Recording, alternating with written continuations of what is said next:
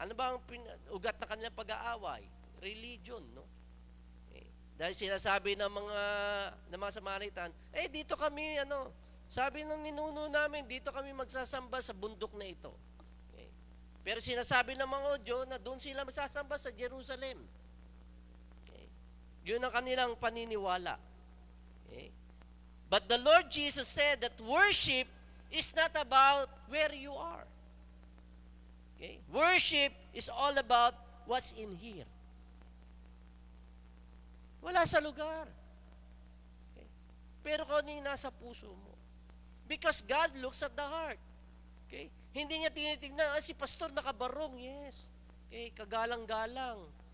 Okay? Pero nung naghahalo ng simento, mukhang pulubi. Okay? So it's all about here. Okay? Jesus started a paradigm shift. Okay? Yung pagbabago sa kaisipan patungkol sa pagsamba. Ano ba talaga ang tunay na pagsamba? Okay? And so this woman seems to be tired of playing games. Okay? She's tired of hiding, okay, yung kanyang pagkatao. Okay? Kuminsan po when we do mistakes in our lives, we start to hide. Right? Pag marami tayong sablay sa buhay natin, napapahiya na tayo eh. Okay?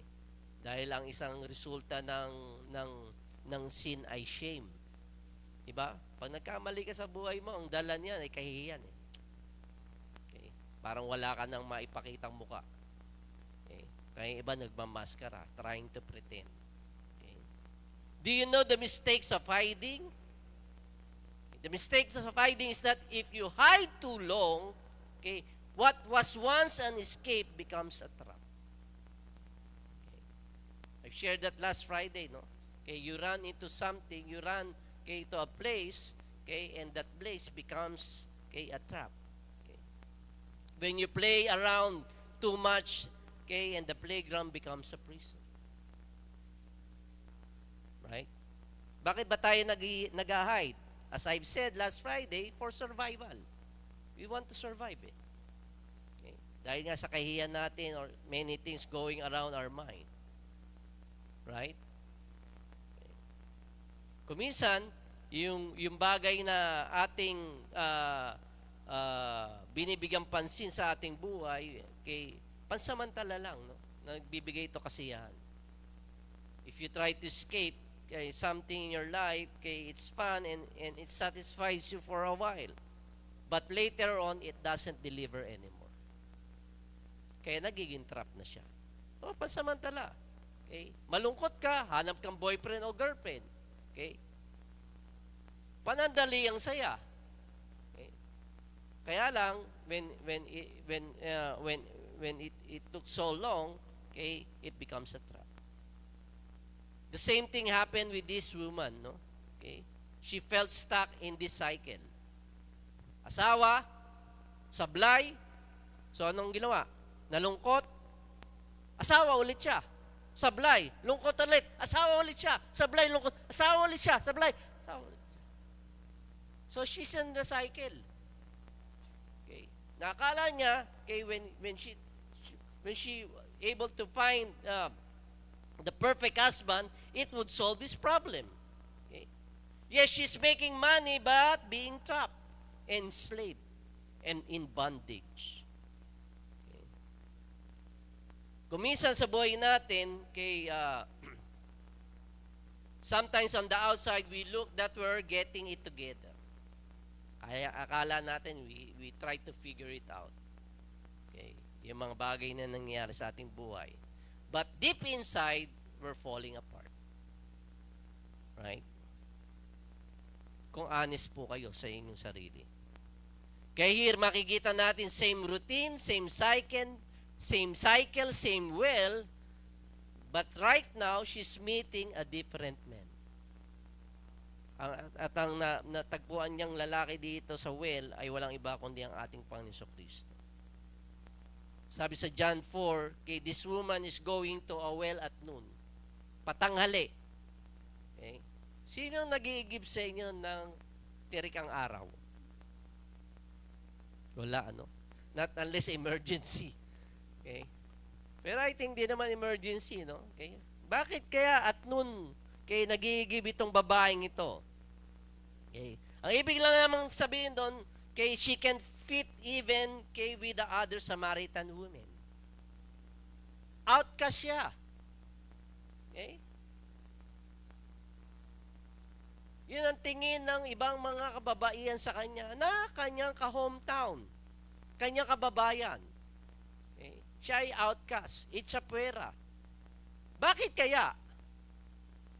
Kasi maaari yung isa sa kanyang mga kalaguyo ay asawa nung, di ba? Yun lang yun. Marami siyang lalaki. Okay? Kaya siya outcast. Okay? Hindi siya kasali sa social club. Okay? Na mga Samaritano. Okay?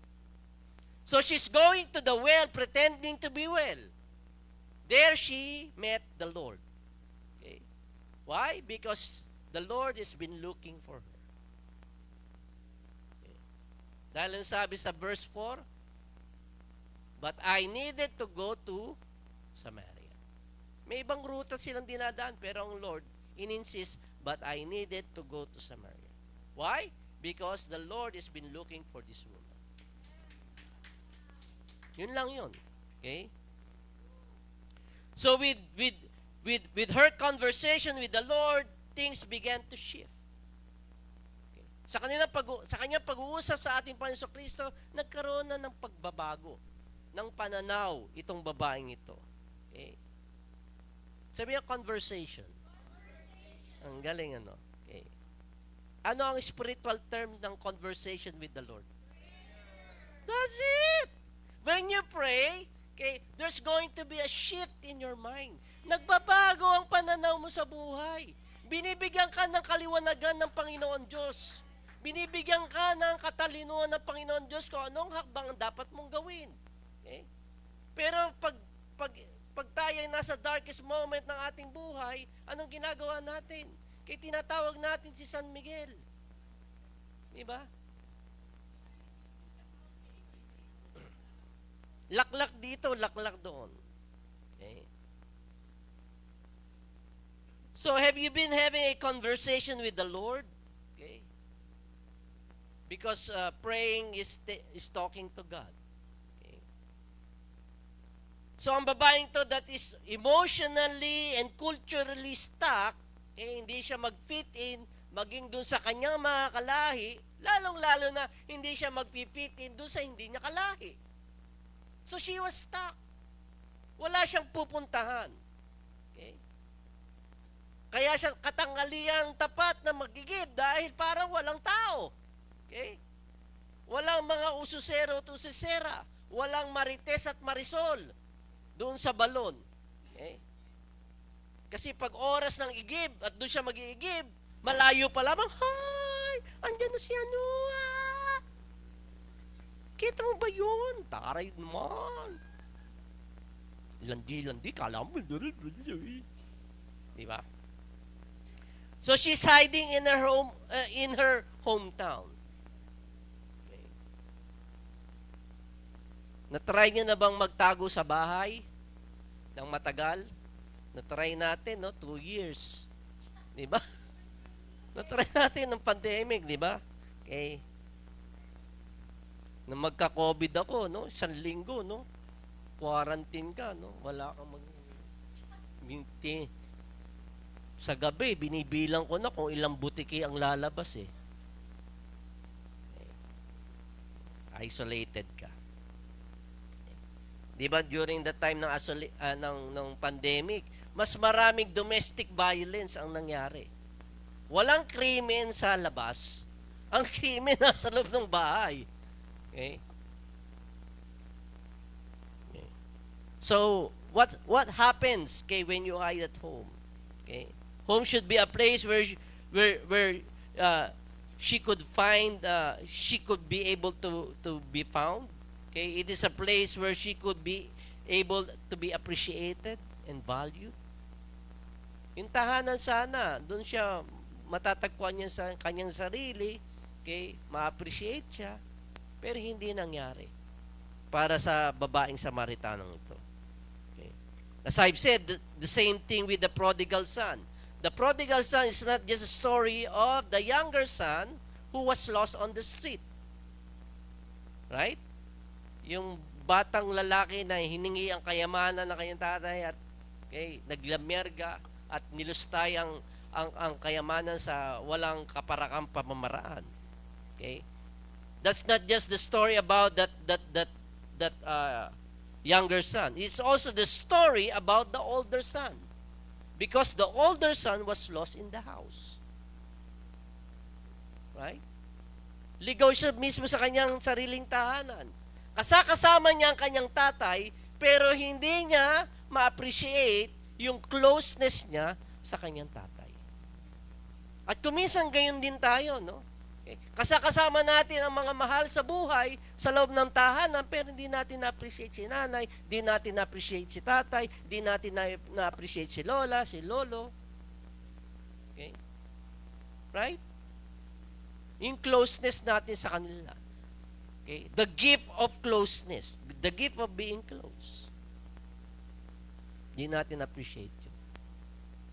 Okay? Na-appreciate na lang natin pag nasa hukay na. Nay, bakit mo ako iniwan? Pero nung buhay, bahala ka dyan. Right? So the elder son didn't appreciate the closeness of his father. Kaya nung bumalik yung younger son, di ba nagalit? Okay. Come on, let's celebrate. Okay? Your younger son is here. He was lost and now he's found. Pero sabi nung the elder son, hindi, nagreklamo siya. Ako, nagpander, lumayas pa ako, kinuha ka man yung mana ko, hindi naman okay, pero hindi man kayo nagkatay ng baboy sa akin pero yan, wala namin binibigay niya. Okay. Hindi naintindihan. Okay. Ng eldest son. How about here in JFBC?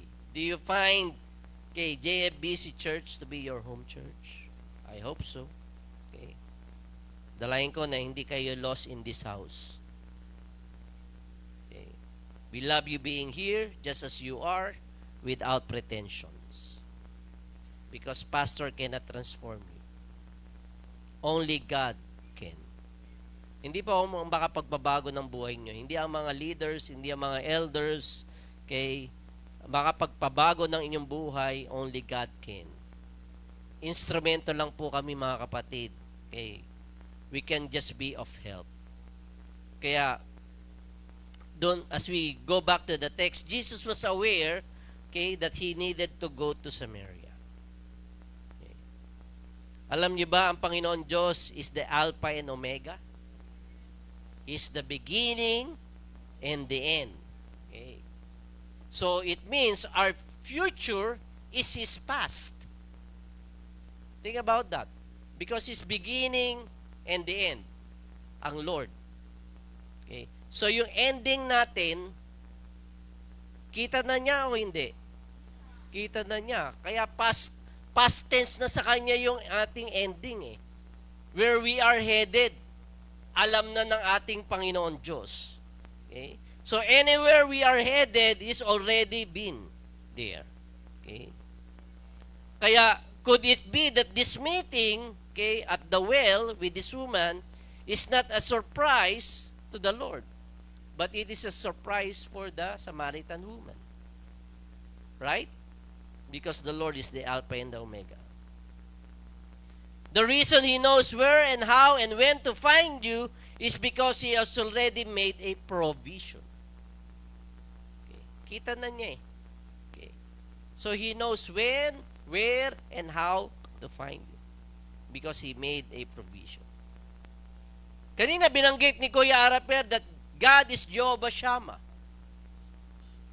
Okay? Dahil siya ay ating Shammah. Okay? Another meaning of Shammah is a present help. Present help. Okay. So, God is going to be your help in the middle of your trauma, in the middle of your drama, Okay? Mga mahilig sa K-pop at sa mga mahilig sa mga nobela, masyadong madrama. Okay? God will be a present help in your mess and even in your mistakes. Okay?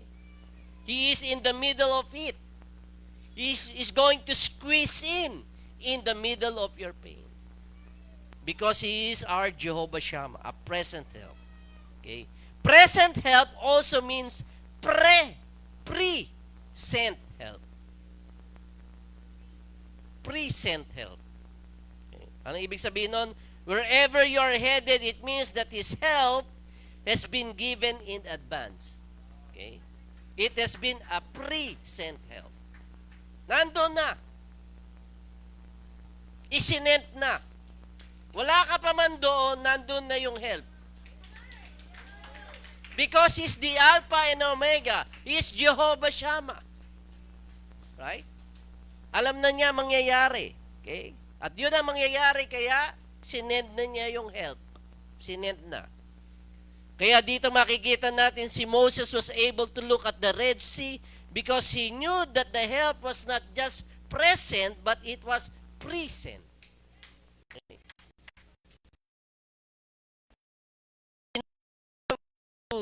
To lead the march around the walls of Jericho because the help was a present. Okay. The same thing. The reason Jesus was able to sleep in the boat in the middle of tsunami, okay, in the middle of a bad storm, okay, even with these disciples na mga veterano, mga fishermen that feared for their lives. Pag yung mga kasama mo sa bangka, okay, ay mga veteranong mangingisda at sila mismo natakot, okay, matakot ka na. Right? So, the disciples woke Jesus up. Okay? Because Jesus was sleeping on the boat. Walang pakialam si Jesus. Okay? Harok! Inuunday na ng malakas na alon ng bangka. Okay? And so when Jesus woke up, He was kind of annoyed. Parang nainis. Okay? Diba? Pag masarap ang tulog, may gigising sa iyo. Usually, ang tendency, kainis naman, no? Sarap-sarap, no? Okay? Okay. So the Lord was kind of annoyed and asked His disciples, where is your faith? So He hushed. Okay? He calmed the storm. Shh! Peace! Man.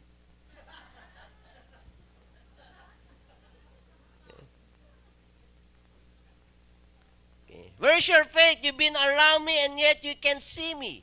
Okay? Kasama nyo ako pero di nyo ako kakilala. Mga bulag! Wala kayong pananampalataya! Okay. Medyo harsh ang words ng Lord, no? Okay. Why? Always remember that before they got into the boat, anong sabi ng Lord? He said, let us go to the other side. Okay. Anong word ng Lord? Let us go to the other side. Okay. So yung mga disciples, they thought, okay, that Jesus was talking to them. Let us go to the other side. Okay. Pero ang Lord, dahil siya ang present help, okay, He was the Alpha and the Omega. The Lord was talking also to that storm that's going to come. Okay? We'll go to the other side. Okay? So, ibig sabihin, makakatawid sila patungo sa kabilang pangpang. Okay? Which means, I'm going to sleep and I will let my word do the work for me. Hayaan ko yung aking salita ang siyang kumilos para sa akin. Kaya ako'y matutulog na mahimbing. Kaya mga kapatid, do you see waves, strong winds, and storms, okay, that is about to come into your life?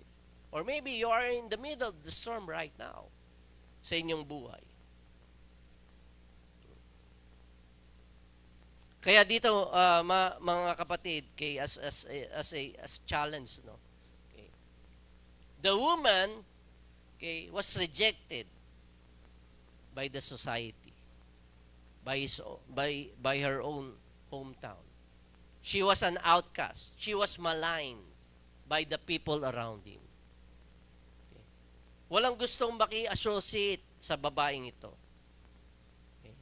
But here, pinakita ng ating Panginoon Kristo that He is a present help. Okay.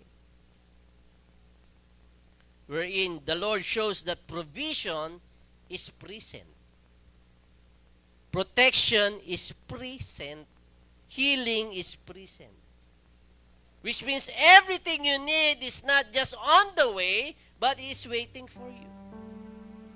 Hindi parating. Nandoon na. Just waiting.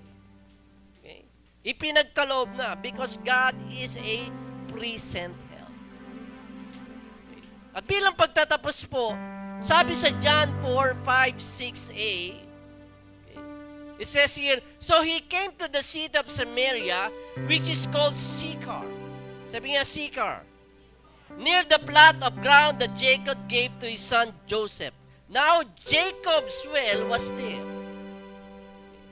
Kaya bilang history po, okay, balik tayo sa Genesis 12. Hindi na natin babasahin sa Genesis 12. Abraham was minding his own business, but God was looking for him. God told him, I'm going to send you to a land, okay, that I'm going to show you. Hindi pinakita o hindi sinabi ng Panginoon Diyos kay Abraham kung saan. So Abraham walks in this land filled with Canaanites, and the first place that he parked, the first place that where he went, okay, was a place called Shechem. Shechem. Shechem is the name in the Old Testament. Okay? Na nagkaroon ng covenant si God at si Abraham. But in the New Testament, yung Shechem became Sychar. Which means, okay, dito sa lugar na ito is where Jacob, okay, yung grandson ni Abraham, dug his well. Ayan, anong pakialam ko doon, pastor? Bakit mo sinabi yan? Okay. Sinasabi ko is that Jacob didn't know that God is a present help. 2,000 years later, what Jacob dug for a well will become a seed for the Lord. Dahil napagod ang Lord sa paglalakbay, nakakita siya ng well, di pumupo muna siya. Di mismong well, okay, na ginawa ni Jacob became a seat for the Lord. And so the woman could get water from the well to meet Jesus and be made well. Right? Because God is a present help. Alam na niya. Okay? And because He's a present help, He's looking for you. He's looking for you. And I believe God set up this day because He's looking for you.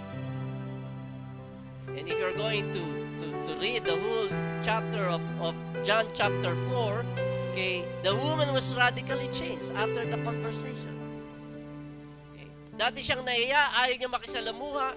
Okay, makikita natin yung babae yung Samaritanong babae ay isiniwalat niya. Okay, sa kanyang hometown yung experience niya sa ating Panginoon sa Kristo. Hindi niya maitago sa kagalakan ng kanyang puso yung pakikipag-usap niya sa ating Panginoon sa Kristo. Ano yung conversation with the Lord? Anong tawag?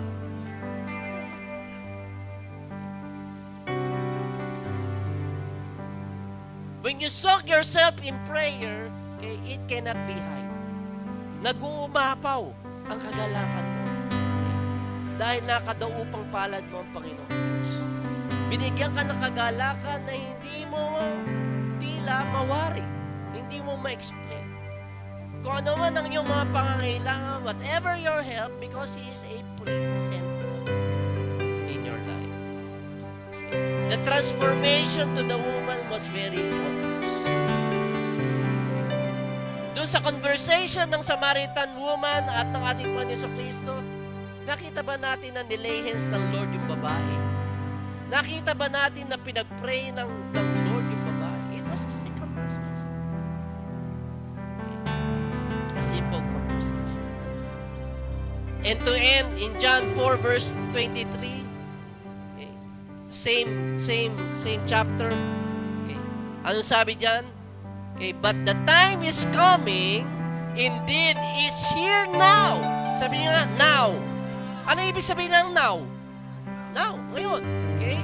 When true worshipers will worship the Father, okay, in spirit and in truth. Okay? Why? Because the Father is looking. He's looking for those who will worship Him that way. Kaya kung ikaw may pakikipag-ugnayan sa ating Panginoon Diyos, okay, He's looking for worship. He's looking for you. Okay? For you to worship Him in spirit and in truth. But for those who seems to be lost in their lives, God is looking for you. God is looking. Why don't we all stand in God's presence? We sing the song, that the Lord is the Alpha and the Omega, His beginning and the end. Let's make it a declaration sa ating mga buhay, sa ating pamilya, okay, sa anumang aspeto po ng buhay natin. You are the Alpha, you're Omega, you're in the middle, you hold it all together. You are the Alpha. Come on, confess it, declare it. You're Omega. Worship Him, worship Him. You're in the middle. You hold it all together. You are the Alpha and you're Omega. You're in the middle. You hold it all together. Say again, declare it. You are the Alpha. You are the Alpha and you're Omega. and you're Omega, Lord. You're in the middle. You hold it all for the last time. You are the Alpha and you're Omega. You're in the middle. We worship you, Alpha You and hold Omega. it all together. And I believe that I will see the goodness of the Lord. I'm confident that seasons change, your faithfulness remains. And I believe, And and I will see that I will see that you are good, Lord. the goodness of the Lord. And I'm confident that seasons change, your faithfulness remains. We're going to sing the song one more time, but this time I want you to bow down your heads. Just close your eyes. Bow down your heads and close your eyes. Kaibigan, kapatid, kung palagay mo, you seems to be lost, seems to be confused, okay, God is saying to you, I'm looking for you. I'm looking for you. So if you're that person na inakala mo ikaw ay lost, just raise your hand. Just raise your hand. Just acknowledge, Lord, I'm lost and I needed you. Okay? And I know you're looking for me, oh God, Lord. You're looking for me. Come on, just acknowledge it. Just raise your hand. Raise your hand to Him. Father, see the hands that are raised right now, Panginoon Diyos. Lord, you make time for each one of us, Panginoon Diyos.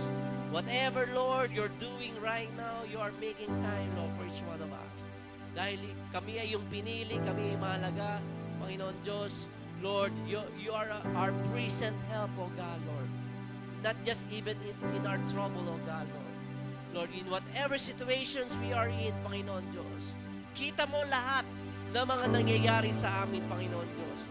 Simula pa lang sa sinapupunan ng aming ina, Panginoon Diyos.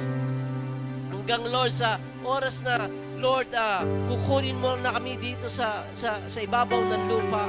Lahat, Panginoon Diyos, ay kita mo.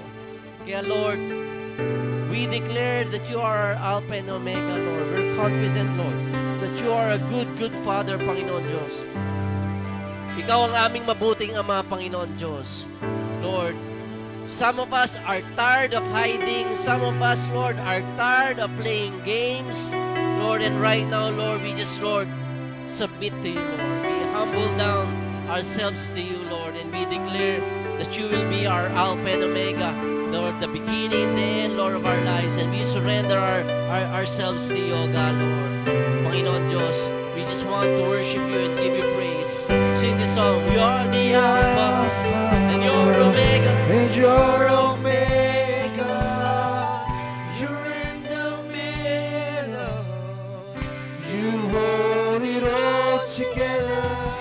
You are the Alpha, and you're Omega. You're in the middle.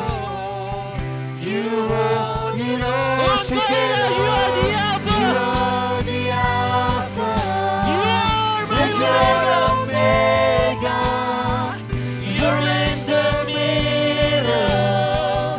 You hold it For the all last time, together. you are the You Alpha. are the Alpha. You are Omega.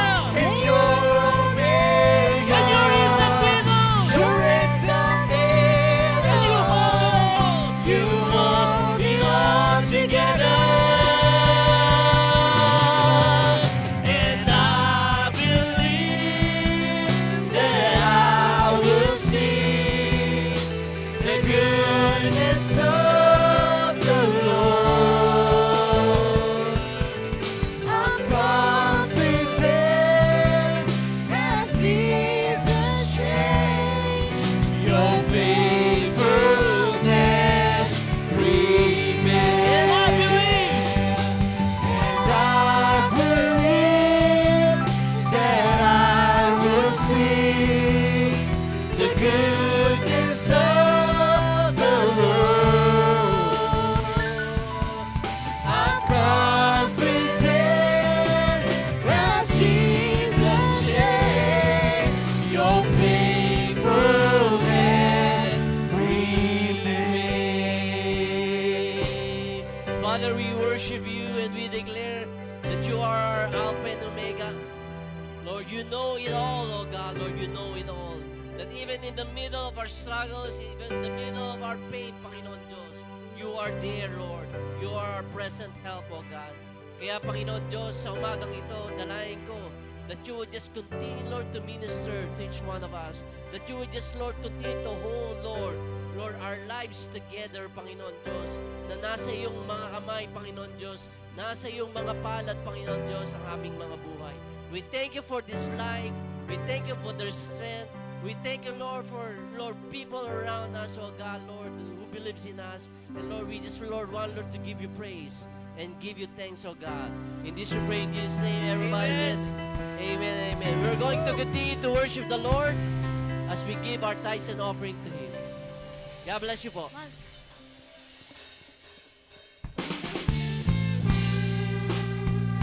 Let's continue to worship the Lord as we give our tithes and offering.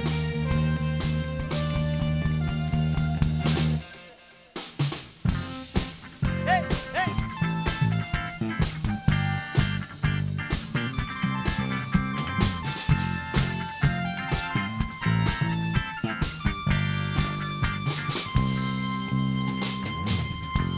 Aking mamasdan ang kalawakan, hindi ko maunawaan ang iyong dahilan kung bakit ako'y pinili mo tinalagaan. Hindi ko kayang isipin, hindi ko kayang sukatin ang pag-ibig mo, Jesus, na iyong binigay sa akin. Salamat, O Jesus, sa pag-ibig mo.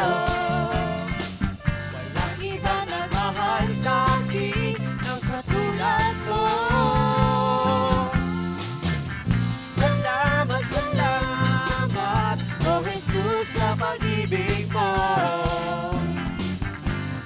magsasaya sa piling mo.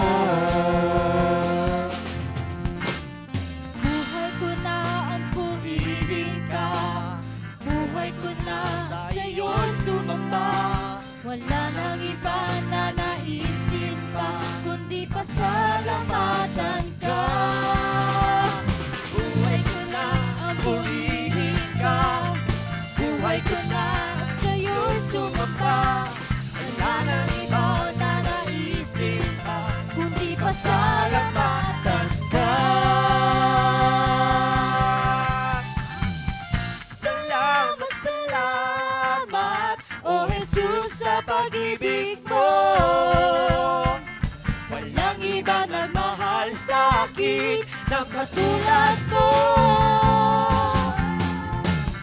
Salamat, salamat, O Jesus, sa pag-ibig mo. Ako'y magsasaya, ako'y magsasaya, ako'y magsasaya. Ang piling mo. Hey, hey, hey, hey, hey, hey.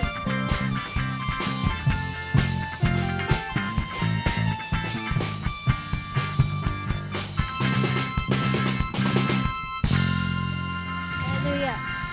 Now let's just pray for our tithes and offering. Lord, we just want to give you worship, O Lord God. We just want to praise you, O Lord God. Thank you, O Lord God, for those who have given their tithes and offering, and even for the lot and building, O Lord God. I know that you have big promises to us, O Lord God, and I pray, O Lord God, na in our hearts, O Lord God, we know that in your time, O Lord God, everything, O Lord God, will come to pass, O Lord God. We just want to thank you, and we bless your name. In Jesus' name we pray. Amen. God bless you all po.